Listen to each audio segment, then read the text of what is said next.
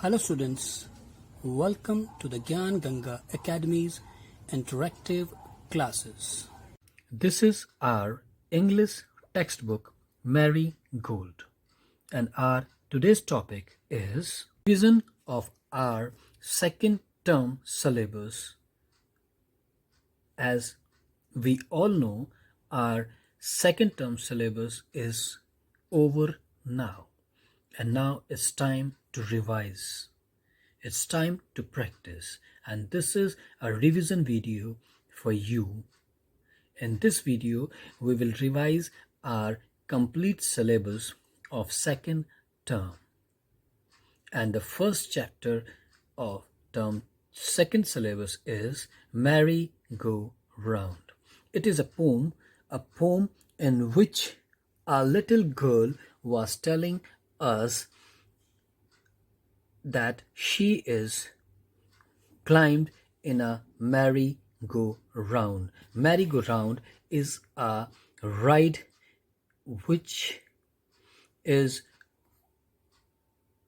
moves round and round, and it has different animals to sit on. Right? The girl sit on a brown horse, and that brown horse is move around a big pole, right? And the horse is moving around and around on a merry-go-round, round and around यह हमारी English की पाठ्य पुस्तक marigold है। और आज का जो हमारा टॉपिक है वो हमारा टॉपिक है रिवीजन का टॉपिक। जैसा कि हम सभी लोग जानते हैं, हमारे सेकंड टर्म का सिलेबस जो है वो ख़त्म हो चुका है और अब है टाइम रिवीजन करने का, प्रैक्टिस करने का। तो पहला वीडियो जो हमारा है वो रिवीजन का है, और रिवीजन में पहला चैप्टर है हमारा मैरी गो राउंड का, जो कि एक पोम है, एक कविता है। इसमें एक बच्ची बता रही है कि वो चढ़ती है मैरी गो राउंड में और गोल गोल घूमती है। वो एक बड़े से भूरे रंग के घोड़े पर चढ़ती है, और वह घोड़ा जो है ऊपर नीचे भी जाता है और एक रॉड के चारों ओर घूमता भी है और राउंड राउंड घूमता रहता है। इस चैप्टर में से जो एक्सरसाइजेज आपके लिए आ सकती हैं, एक तो डिफ़िकल्ट वर्ड्स डिक्टेशन में बोले जा सकते हैं। You can get the word meanings from this chapter, just like climbed means क्या होता है, चढ़ना, ब्राउन मतलब भूरा है ना, राउंड मतलब गोल, अराउंड मतलब चारों ओर। इस तरह की सी वर्ड मीनिंग्स भी आपसे पूछी जा सकती हैं। क्वेश्चन आंसर्स हैं जैसे कि how did a merry go round go.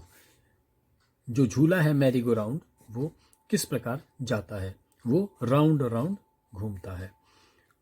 How did the big brown horse goes. जो बड़ा भूरा घोड़ा है वो किस प्रकार जाता है, वो अप एंड डाउन जाता है ना। Let's talk. Have you seen a merry go round. क्या तुमने कभी मैरी गो राउंड देखा है? अगर यस देखा है तो, नो तो नहीं देखा, है ना। Where have you see it. अगर तुमने देखा है तो उसे कहाँ देखा है?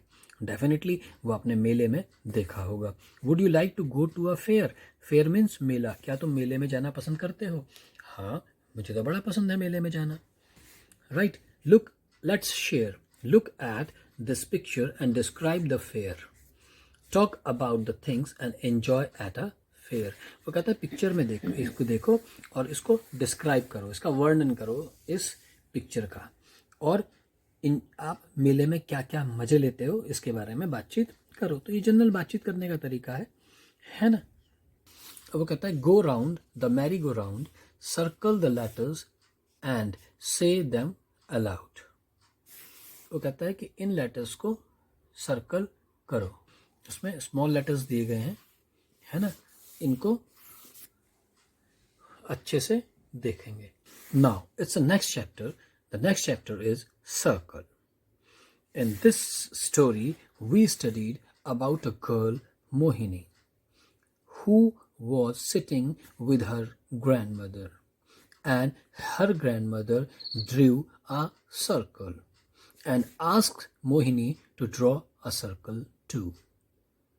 They both draw the circle, and after that the grandmother drew 3 lines on the circle, and Mohini also draw 3 lines on her circle, and it's look like a ball.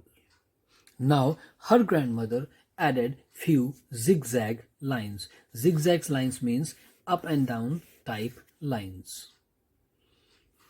And suddenly the Mohini shouted and said, "Yes, it's look like a balloon." Mohini clapped with joy. And then Mohini drew many circles, big and small circles, blue, green, yellow circles. She also added zigzag lines to these. And now there were many balloons.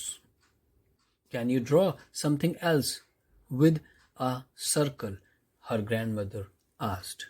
Mohini said yes, and she drew a wheel, a moon, a rabbit, and her own face. This is the story written by Manorma Zafar. Next chapter है circle, और ये जो कहानी है एक लड़की, छोटी सी बच्ची मोहिनी की, जो अपनी दादी के साथ बैठी है, और दादी एक पेपर पर सर्कल बनाती है और मोहिनी भी एक सर्कल बनाती है। उसके बाद उसकी दादी 2 लाइंस उन सर्कल के बीच में ड्रॉ करती है और मोहिनी भी ड्रॉ करती है, और वो बिल्कुल गेंद की तरह लगने लगता है। फिर दादी कुछ जिगजैग लाइन बनाती है और वह बिल्कुल मोहिनी खुशी से चिल्ला उठती है कि और वह तो बिल्कुल गुब्बारे की तरह दिखाई दे रहे हैं।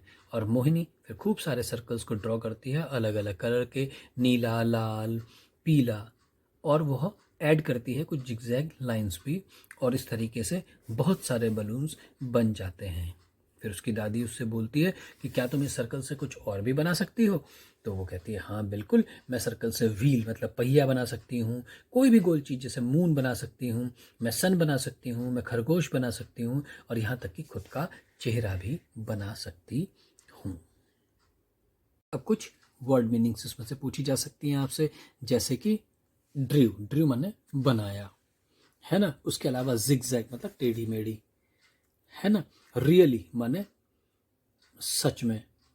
उसके अलावा व्हील मतलब पहिया। तो इस तरीके से वर्ड मीनिंग्स, कुछ डिफिकल्ट वर्ड्स हैं जो आपके डिक्टेशन में बोले जा सकते हैं, राइट। अब क्वेश्चन आंसर्स क्या हैं जो आपसे एग्जामिनेशन में पूछे जा सकते हैं।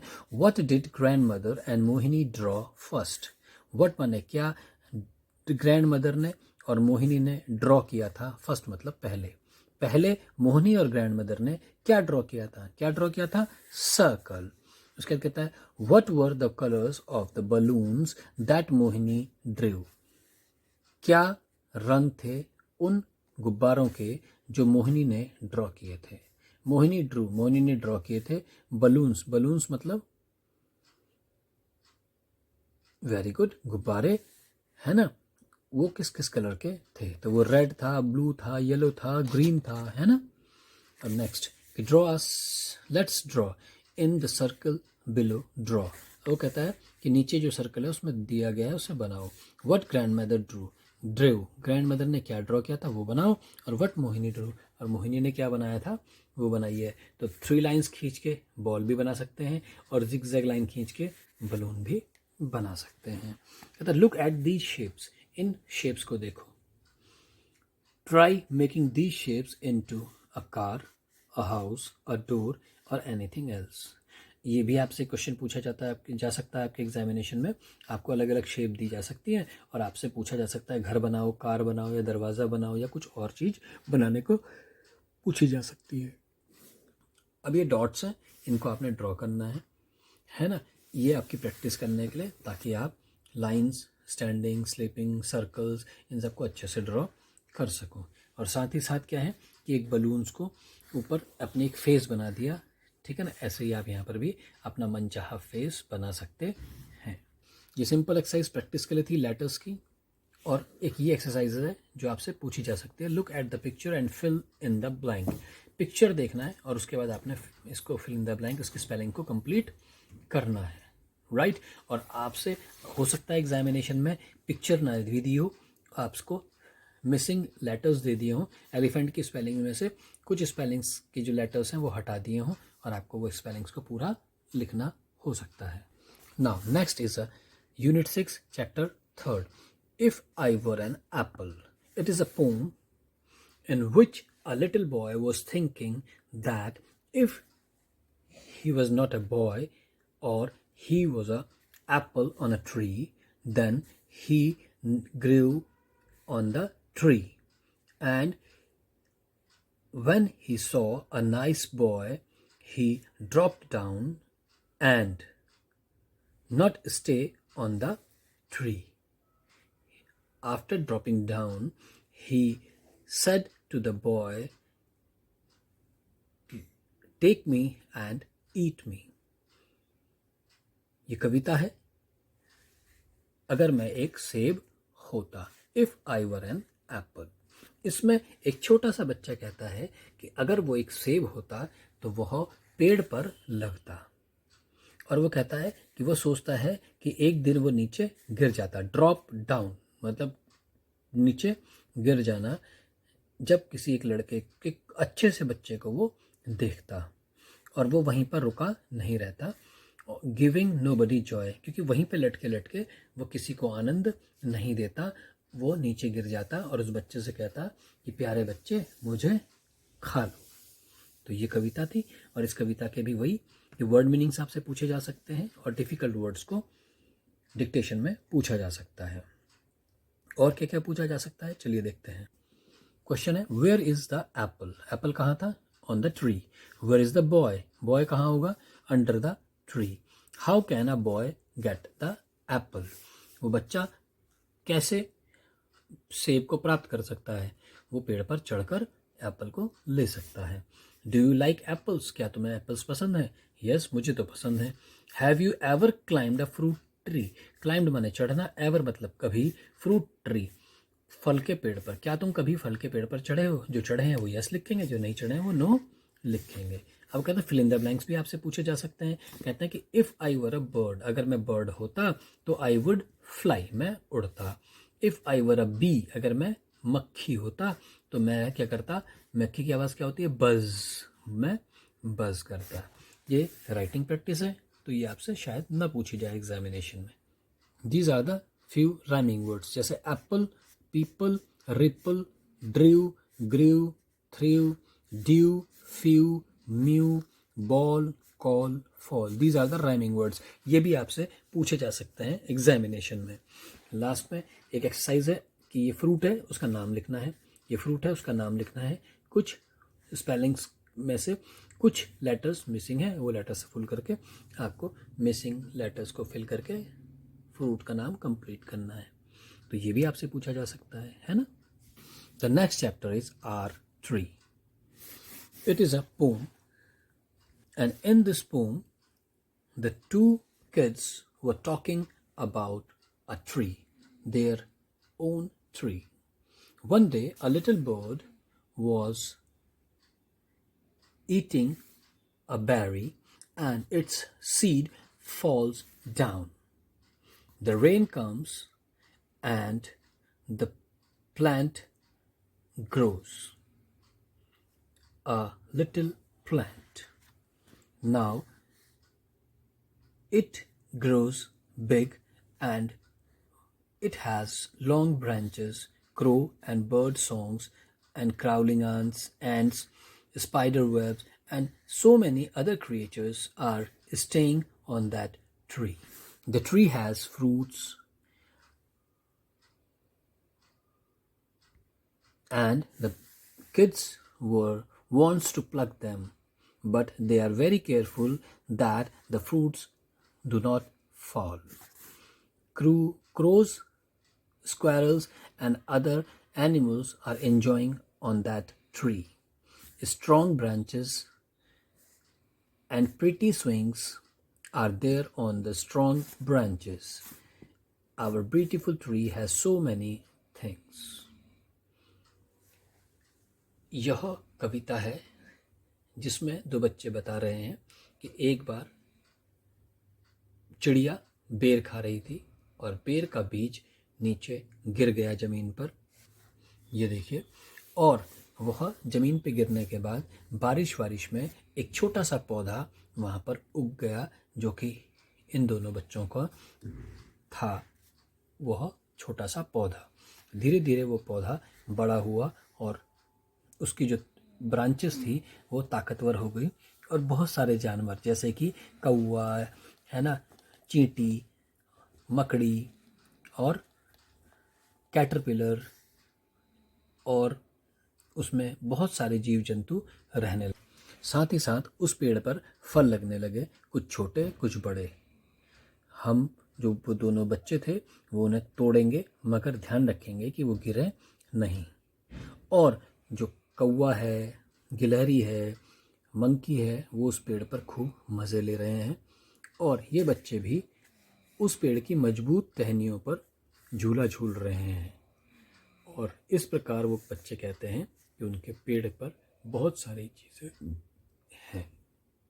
तो ये कहानी थी जिसमें बच्चे अपने पेड़ की कविता सुना रहे हैं। अब वही डिफ़िकल्ट वर्ड्स पूछे जा सकते हैं डिक्टेशन में और वर्ड मीनिंग्स पूछी जा सकती हैं आपसे। साथ ही साथ पूछा जा सकता है where does the little bird see the fruit. Where does the little bird see the fruit. जो छोटा सा पक्षी था उसने फल कहाँ देखा? एक पेड़ पर। What does she do. उसने क्या किया? उसने वो फल तोड़कर खा लिया। What happens when she eats the berry. क्या हुआ जब उसने बेरी को खा लिया? जब उसने बेरी को खा लिया तो उसका बीज जो है नीचे ग्राउंड में गिर गया। Where do birds live. Birds कहाँ रहती हैं? नेस्ट में। Have you seen any birds near your house. क्या तुमने कुछ पक्षी अपने घर के आसपास देखे हैं? बिल्कुल देखे हैं। Do you know their names in English और इन योर ओन लैंग्वेज। क्या तुम उनके नाम जानते हो इंग्लिश में या आपकी खुद की भाषा में? बिल्कुल जानते हैं। जैसे कि कुछ भी हो सकता है, कबूतर है ना, तोता, इस तरीके से। नाउ वो कहता है कि circle the things you can find on a tree. अब यहाँ तो सर्कल करने के लिए कहा है, लेकिन एग्जामिनेशन में आपसे पूछा जा सकता है कि right any 2 things you find on a tree. कोई 2 चीज़ें ऐसी लिखिए जो आपको पेड़ों पर दिखाई देती हैं। तो कौन कौन से होते हैं? बिहाइव होता है ना, वो क्या है? मधुमक्खी का छत्ता। क्रोज दिखाई देते हैं, काइट्स भी दिखाई देती हैं, लीव्स होती हैं, एंट्स होती हैं और कुछ नहीं होता। तो आप इस तरीके से क्वेश्चन भी पूछ सकते हैं आपसे कि right the name of 2 things which you find on a tree. Juicy fruits, ये एक्सरसाइज है। इनमें से आपने बताना है कि भाई किसी भी फ्रूट्स के नाम से आपसे पूछे जा सकते हैं एग्जामिनेशन में, राइट। एक अगली एक्सरसाइज है कि भाई ये बच्चा जो है प्लांट को लगा रहा है। प्लांट के लगाने का तरीका है कि पहले मिट्टी खोदेंगे, फिर बीज बोएंगे, फिर पानी डालेंगे और फिर उस पेड़ छोटे से पौधे की सुरक्षा के लिए किनारे किनारे लकड़ी की बाड़ बना देंगे। अब ये ट्रू फॉल्स है कि आई लाइक फ्रूट्स, ट्रू और फॉल्स जो भी है ना। आई लाइक फ्लावर्स अगर आप पसंद करते हैं तो ट्रू मतलब सही और फॉल्स मतलब गलत। जो चीज़ सही है उसके लिए ट्रू और जो गलत है उसके लिए फॉल्स हम लिखते हैं। ये भी एक्सरसाइज आपके एग्जामिनेशन में पूछी जा सकती है। एक है जस्ट रीडिंग के लिए है, उसमें क्या? मुरलीज मैंगो ट्री। मुरली का mango tree. In this story और दिस पोएम कि a man Murali eats a mango and throw the seed behind his house. Many months later, he saw a plant was grown up. He watered the plant every day. The plant grew into a big mango tree. And every summer, many mangoes grow on this tree and his children enjoys these mangoes. ये कहानी है मुरली की, जो एक बार एक आम का खाता है और उसकी गुठली को या उसके बीज को अपने घर के पीछे फेंक देता है। कुछ महीनों के बाद उसमें से एक छोटा पौधा निकलता है और कुछ महीनों के बाद वह जो पेड़ है वो एक बड़ा पेड़ बन जाता है वो पौधा, और हर गर्मियों में उसमें बहुत सारे मैंगोज लगते हैं और उसका पूरा परिवार मज़े से उस मैंगो को खाता है। और ये फिल इन द ब्लैंक्स हैं कि मुरली एट अ बनाना और mango. He through the seed और मैंगो सीड। तो इस तरह के भी क्वेश्चंस आपसे एग्जामिनेशन में पूछे जा सकते हैं। Here are some questions. Describe the picture using all the words given above. Should trees be cut? क्या पेड़ों को काटा जाना चाहिए? Yes or no? No. Name some trees which you have seen. तो ये भी क्वेश्चन आपसे एग्जामिनेशन में पूछा जा सकता है. Write the name of any 2 trees. किसी भी 2 पेड़ों के नाम आप बताइए, या 3 पेड़ों के नाम बताइए, या 4 पेड़ों के नाम बताइए. And the next chapter is a kite. In this poem, a little boy was thinking about a kite and wished to be a kite. A kite fly high in the sky, and a kite can ride upon the breeze and go anywhere he want to go. In this chapter, एक ये जो बच्चा है वो सोच रहा है और चाहता है कि वो एक पतंग बन जाए और आसमान में उड़े और हवा के झोंके के साथ वह जहाँ उसका मन चाहे वहाँ चली जाए. ऐसा ये छोटा सा बच्चा इस कविता में चाहता है. अब इसमें से भी आपसे कुछ डिफ़िकल्ट वर्ड्स और वर्ड मीनिंग्स पूछे जा सकते हैं, जैसे कि ऑफन मतलब अक्सर, विश माने इच्छा, ब्लो माने बहना, है ना. इस तरह के क्वेश्चंस आपसे पूछे जा सकते हैं. और क्या है कि what does the child wish to do. Child माने बच्चा, विश माने इच्छा करता है, टू बी होने की. बच्चा क्या होने की इच्छा करता है? क्या होने की इच्छा करता है? Kite. What does the child wish to do with the breeze. जो बच्चा है वो क्या चाहता है हवा के साथ करना? वो हवा के साथ कहीं दूर बहना चाहता है ना. उसका कहता है what would you like to be. तुम क्या बनना चाहते हो? कोई डॉक्टर, कोई इंजीनियर, कोई टीचर, कोई कुछ भी बनना चाहता होगा वो लिखेंगे. Imagine you are a bird in the sky. Imagine मतलब कल्पना करो कि तुम एक चिड़िया हो आसमान में, और आपने वर्णन करना है, describe what you will feel when you see a kite flying near you. तो तुम्हें कैसा लगेगा अगर एक जो पतंग है तुम्हारे नज़दीक उड़ रही हो. तो कैसा लगेगा भाई? मुझे तो आश्चर्य होगा कि ये पतंग बिना पंखों के कैसे उड़ रही है ना.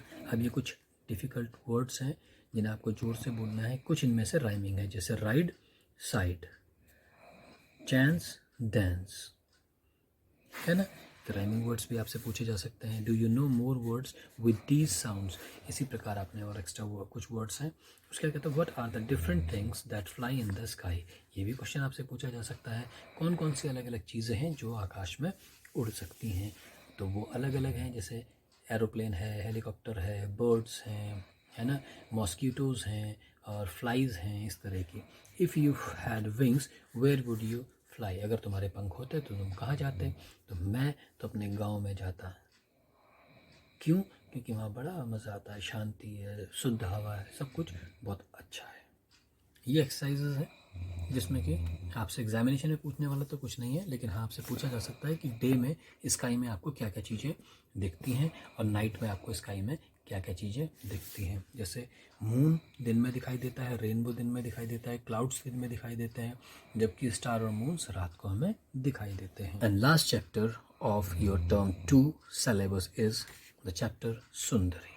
It is a story of a kite and a boy, Bobby. Bobby make a kite one day and color it with red, blue and white colors. The kite was so beautiful that Bobby called it Sundari.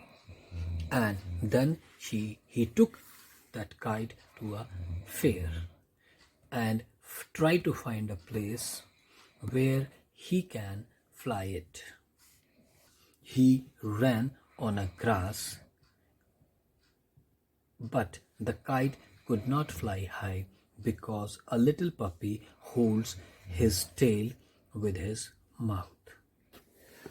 The Bobby tried one more time, and this time the kite fly very high, and the kite wants to fly very far away. It tugs and tugs. The kite wants to fly away very far and finally Bobby left the thread and the kite flew away up in the air. ये कहानी है एक लड़के बॉबी की जो एक दिन एक सुंदर सी पतंग बनाता है और उसे लाल, नीला और सफ़ेद रंग करता है।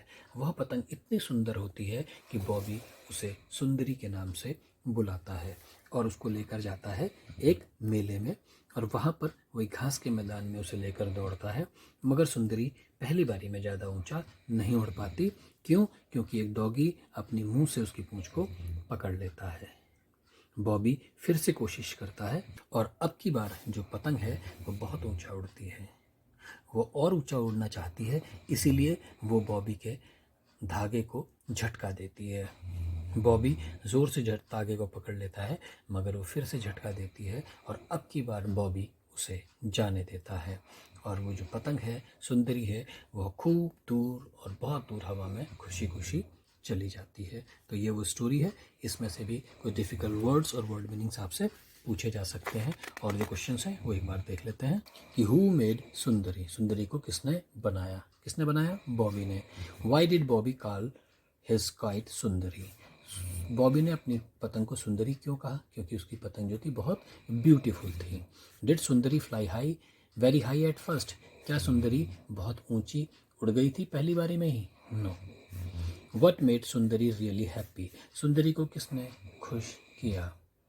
किसने खुश किया? जब बॉबी ने डोर को छोड़ दिया और पतंग कहीं भी उड़ने लगी दूर तक, तो वह खुश हो गई।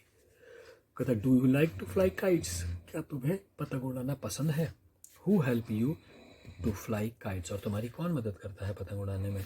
तो जिसे पसंद है वो यस लिखेंगे। और कौन मदद करता है? भाई मुझे तो मेरे दोस्त मदद करते हैं, किसी के पापा मदद करते हैं, किसी के अंकल, तो वो सब लिखेंगे। ये एक एक्सरसाइज है जिसमें आपको बताना है कि पतंग उड़ाने के लिए आपको किन किन चीज़ों की ज़रूरत होती है। तो क्या है वो? रोलर है जिसकी आपको ज़रूरत होगी। ये एक्सरसाइज राइटिंग प्रैक्टिस के लिए, स्टैंडिंग लाइन, स्लीपिंग लाइन है ना, स्लांटिंग लाइन, तो ये प्रैक्टिस करेंगे। ये पिक्चर स्टोरी है और ये फिर से राइटिंग के लिए है। तो इस प्रकार आपका जो पहला पार्ट टर्म 2 के सिलेबस है इंग्लिश का, वो कंप्लीट होता है। अच्छे से इस वीडियो को देखेंगे और खूब प्रैक्टिस करेंगे, रीडिंग प्रैक्टिस करेंगे और क्वेश्चन आंसर्स को अच्छे से लर्न करेंगे। आज के लिए इतना ही। Take care, good day. I hope you enjoyed our video. Thanks for being with us.